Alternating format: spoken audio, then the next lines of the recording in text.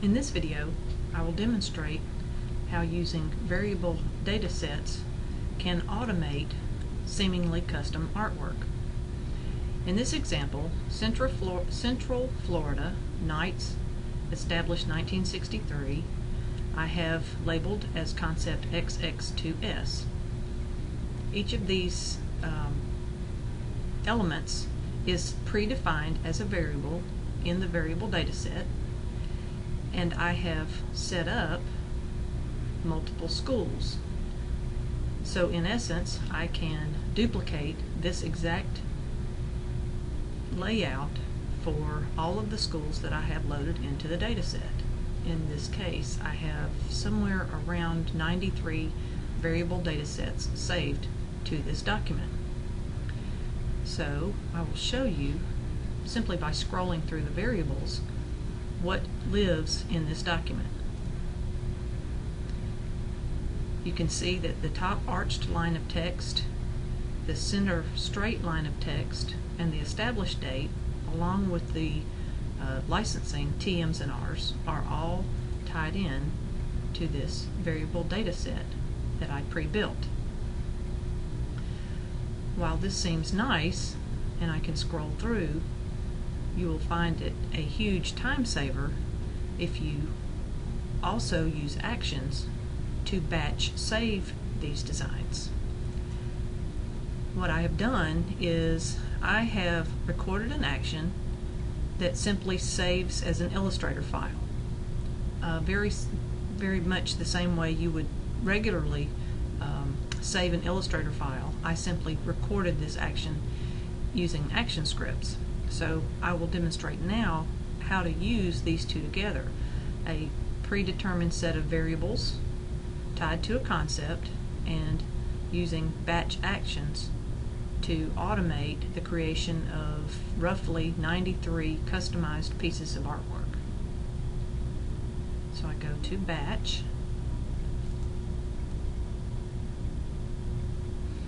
The action I am using, you can see here, is called Save as AI. That's just what I had named this particular action. I will override action save commands. I'm using the file and data set name. The data set comes from the name of each data set that I've used in the variables. And I will choose a destination to save this file into.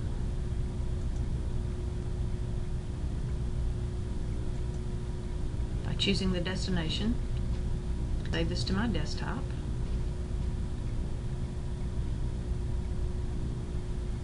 I'll make a new folder called Training Video and say OK. And then I simply say OK, and it will process this. Now I'm going to let the video continue to run and record so that you can see exactly what's going on during this process.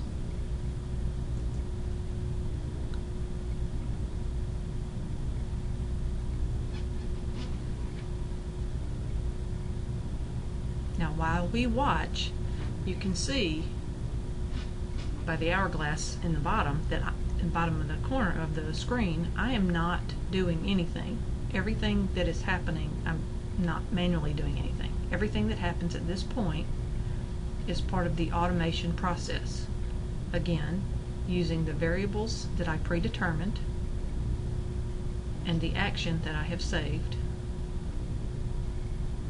it runs through each of these variations. So it's easy to see how using variables along with actions can save lots of production time for something seemingly custom. So this is a long process with 93 files.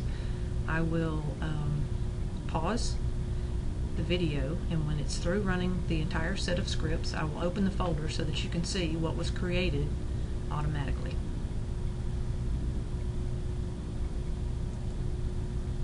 Okay, so we're back. It's run through all 93 schools, and I will go to the folder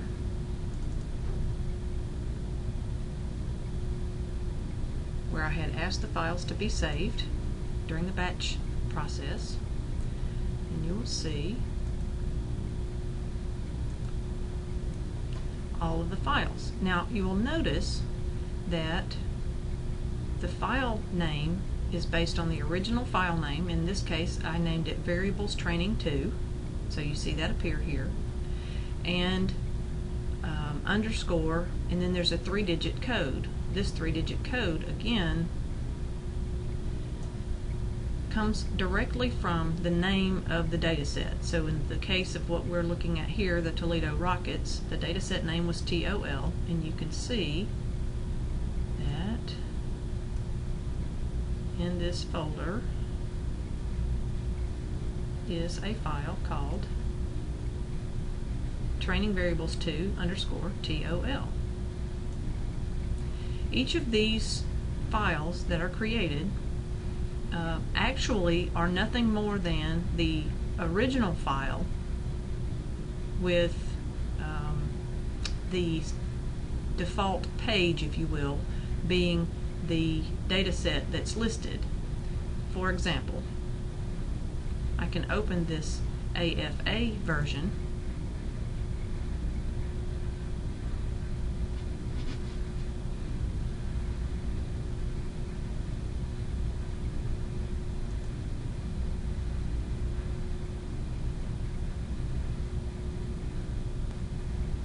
and it will look exactly like the other version, Air Force, will be at the front of the page.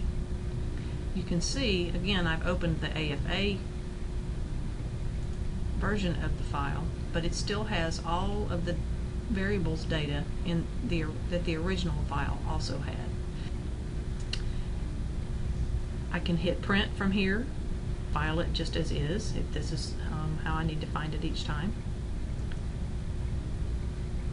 But that is why you would use a variable data set in conjunction with an action to batch the saves.